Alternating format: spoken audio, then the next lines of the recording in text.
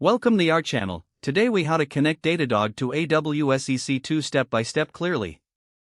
Start by logging into your AWS Management Console. Navigate to the EC2 dashboard from the Services menu. Select the EC2 instance you want to monitor with Datadog. Next, connect to your EC2 instance via SSH. Use the terminal or command prompt to initiate the SSH connection.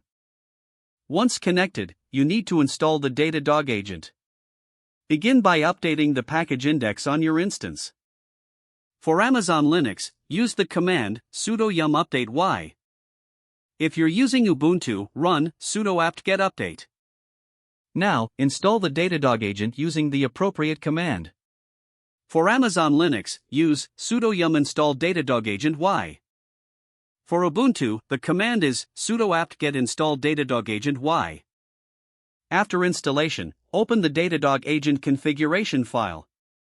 For Amazon Linux, this is located at /etc/datadogagent/datadog.yaml. For Ubuntu, find it in the same directory path. Edit the configuration file to include your Datadog API key. You can find your API key in your Datadog account settings. Save the changes to the configuration file. Next, start the Datadog agent service. Use the command sudo system start Datadog agent.